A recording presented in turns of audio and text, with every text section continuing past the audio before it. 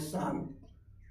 अमृत सागर प्रिय बाबा मोर करिल जाऊ उपकार, साथी रूपे नहीं हाथ धरी मोर दूर कल अंधकार।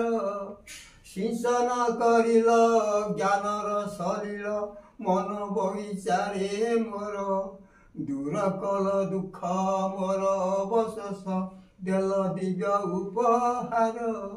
आत्मा कमलर महक छुटिला भूलिली पंक संसार। बाबा तुम ज्ञान करिली धारण दूरे मन विकार। एक बल एक भरसा मोहर सत्यम शिव सुंदर। मायार झड़रू उद्धार करिल जीवन डंगा को मोर। दुखी मन जानी नेल बाबा टाणी लगाई प्रेमर डोर। देई ज्ञान धन करिदेल धन्य तुमे सदा साथी मोर। यही रंग मचे सबुज वृक्ष को बाबा तुमे सृष्टि कल। सही बगीचारे सुंदर कलिका बाबा तुमे फुटाइल। सही धरणी रे बंचिछि मु आजी क्षुद्र पुष्पटिए होई। तुमरी रचित विराट सृष्टि रे अभियोग किछि नाही। तुमरी मधुर प्रेमर परस ज्ञान स्नेह प्रीति पाई।